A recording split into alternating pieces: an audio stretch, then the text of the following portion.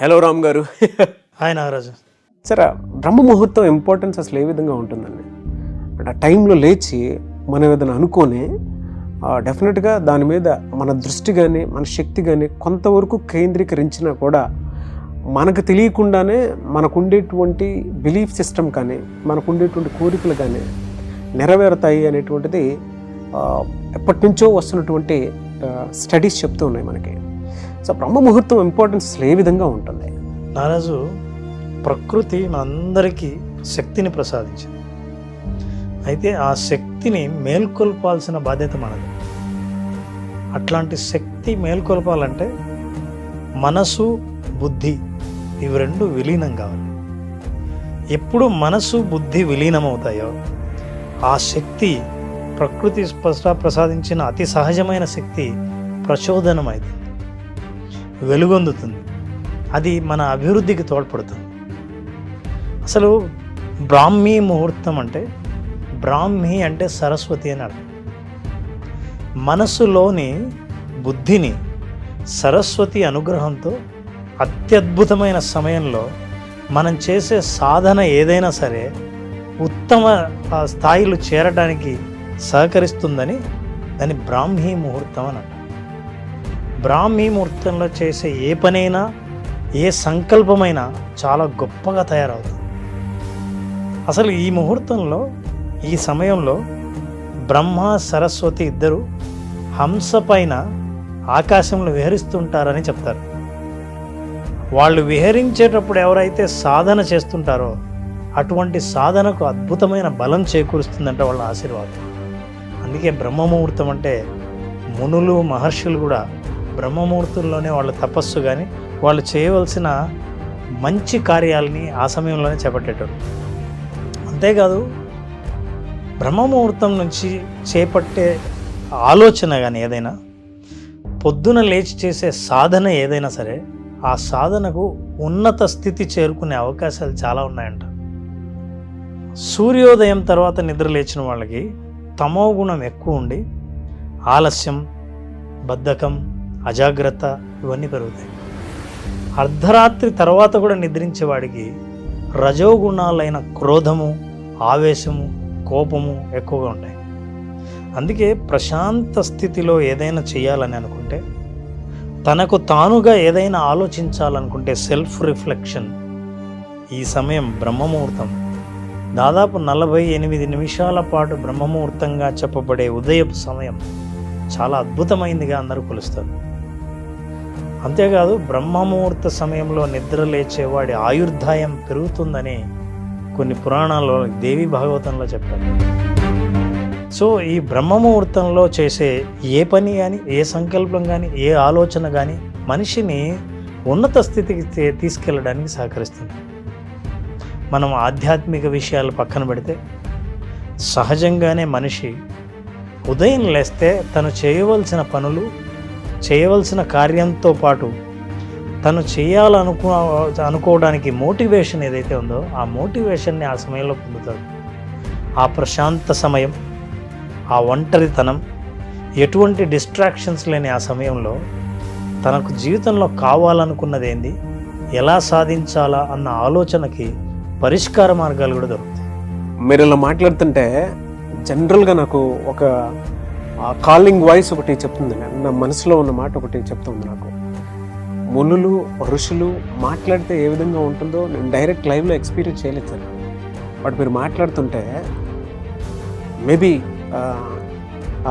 Vibrations అంటే knowledge ఉన్న persons తోటి కూర్చొని ఒక డిస్కషన్ పెట్టుకున్నప్పుడు ఆ వైబ్రేషన్స్ తాకినప్పుడు ఆ కాలింగ్ వాయిస్ అదే చెప్తుందేమో.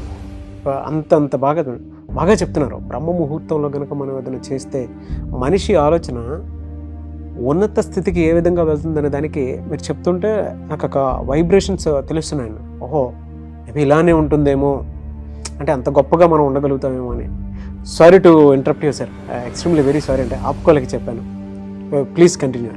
ఇది ఆయుర్వేదంలో కూడా నారాజు కొన్ని వైద్యాలు కేవలం బ్రహ్మముహూర్తంలోనే చేస్తారు. ఆ వైద్య ప్రభావం కూడా బ్రహ్మముహూర్తంలో ఉంటుందని నమ్ముతారు.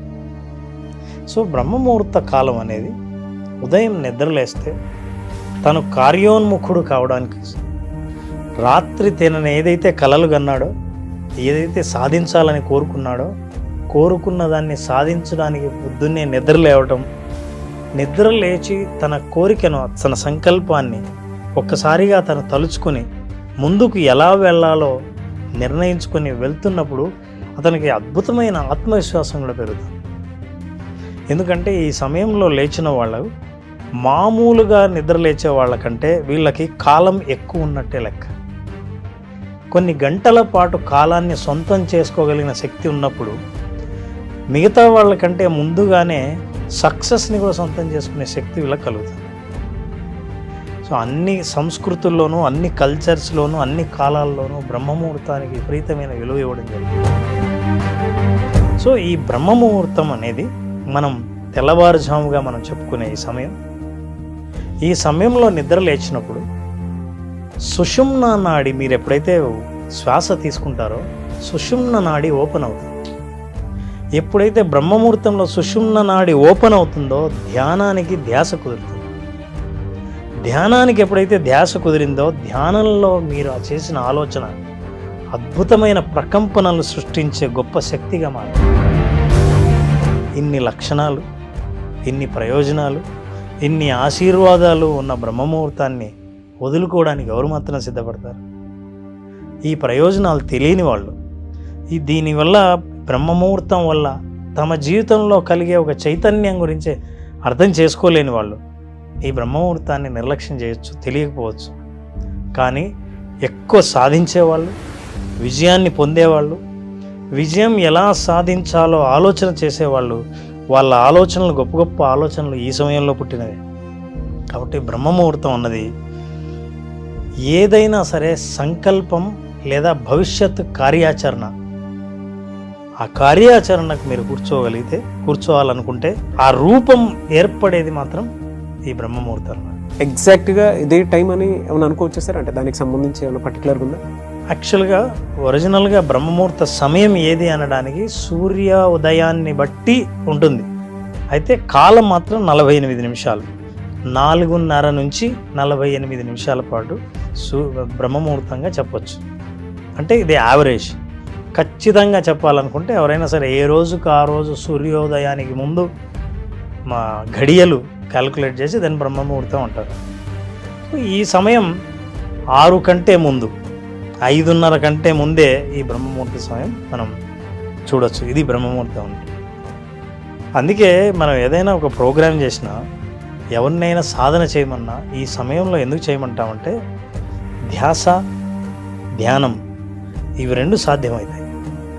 శ్వాస తీసుకునేది మీరు చేస్తున్నప్పుడు శ్వాస ప్రక్రియలో స్వచ్ఛమైన స్వచ్ఛమైన గాలిని ఎప్పుడైతే తీసుకుంటారో శరీరం ఉత్సాహభరితంగా మారి ఆరోగ్యంతో మీరు భావించినప్పుడు మీ భావన, మీ ఆలోచన, అలాగే మీరు కోరుకునే కోరిక చాలా బలం ఏర్పడి ఈ కోరికను సాకారం చేసుకునే ఆలోచనలు, పరిష్కార మార్గాలు మనకు తడుతాయి. అందుకే చాలామంది గొప్ప గొప్ప సమస్యలు వచ్చినప్పుడు వాటి పరిష్కారం గురించి ఆలోచించడానికి బ్రహ్మముహూర్తంలో కళ్ళు మూసుకొని సెల్ఫ్ రిఫ్లెక్షన్ అంటారు, ఆత్మ పరిశోధన ఎప్పుడైతే చేసుకుంటామో ఆ ఆత్మ పరిశోధనలో మీ సమస్యలకి పరిష్కారాలు కనిపించడం మొదలు పెడతాం ప్రయత్నిస్తే. సో నారాజు అలాగే బ్రహ్మముహూర్తంలో మన ఆలోచనలను లిఖితం చేయగలిగితే, అంటే జర్నల్ రాసినప్పుడు మన ఆలోచనలు మనకు తెలియకుండా ఈ విషయంలోకి మనం పంపిస్తుంటాం. పైగా నీ సైకోమోటార్ కోఆర్డినేషన్ అంటాం. ఆలోచనకు తగినట్టు శరీరం స్పందించగలిగినప్పుడు చాలా అద్భుతమైన ఎలక్ట్రోమాగ్నెటిక్ సిగ్నల్స్ని రిలీజ్ చేస్తే మన జీవితంలో అవసరమైన అష్టైశ్వర్యాల గురించి, అంటే ఇది యాక్చువల్గా చెప్పింది అన్ని చోట్ల అష్ట ఐశ్వర్యాలు అంటే ఐశ్వర్యాలన్నీ జీవితంలో మీరు ఏది సాధించాలనుకున్నారో ఆరోగ్యం, ధనం, సమస్యల పరిష్కారం, ప్రశాంతత, ఆ తర్వాత ఆ కుటుంబ సభ్యుల ఉన్నతి, వీటన్నిటి గురించి చేసే ఆలోచనకు అద్భుతమైన బలం చేకూరి ఈ ఆలోచనలు నిజం అయ్యే అవకాశాలు చాలా ఉంటాయి. అందుకే ఏ ఆలోచన అయినా, ఏ సంకల్పమైనా ఆ ఉదయం చేసిన వ్యక్తికి, ఉదయం చెయ్యని వ్యక్తికి జీవితంలోనే చాలా తేడాలు మనకు కనిపిస్తుంది. బ్రహ్మముహూర్తంలో ఉన్న శక్తి శక్తిని గమనించి ఆ శక్తిని మన శక్తిగా మనం ఉపయోగించుకునే అవకాశం ఒక్క ఆ సమయంలోనే ఉంది.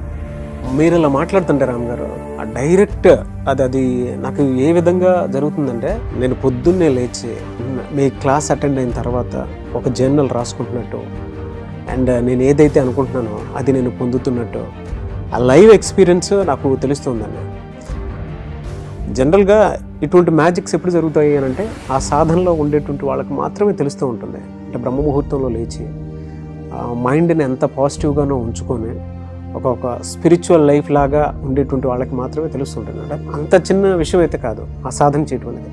చాలా విజువలైజేషన్కి సంబంధించినటువంటి వీడియోస్ మనం చాలా చేసాం, బట్ మీలాగా బ్రహ్మముహూర్తానికి సంబంధించినటువంటి వీడియోని ఎంత బెస్ట్గా అయితే ఎవరు చెప్పలేరేమో అనిపించింది నాకు. అందరికీ తెలిసిన విషయమే Naraj. No words Ram sir, with scientific proof have given wonderful knowledge.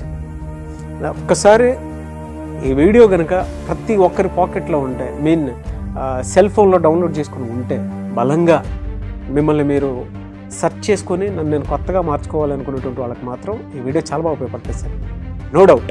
So అందుకే విజువలైజేషన్లో కూడా మనం చాలామంది ఆ సమయంలో మెడిటేషన్ ద్వారా శరీరపు ప్రకంపనలను అనుకూలంగా వాటిని సృష్టించి, వాటిని మనం కోరుకున్న కోరికలు ఏవైనా ఉంటే ఆ కోరికకు బలం చేకూర్చే, ఆ కోరిక పరిష్కారానికి బలం చేకూర్చేటటువంటి ఆలోచనలు అప్పుడు ఆ విజువలైజేషన్ ద్వారా చేస్తాం. సో అందుకే విజువలైజేషన్ చేసిన వాళ్ళు లైఫ్ పట్ల క్లారిటీని పొందారు. జీవితం పట్ల ఆ స్పష్టత వచ్చినప్పుడు మనిషికి ఆత్మవిశ్వాసం పెరుగుతుంది. థ్యాంక్ యూ అండి. Wish you all the best Ram garu. Thank you Naraj.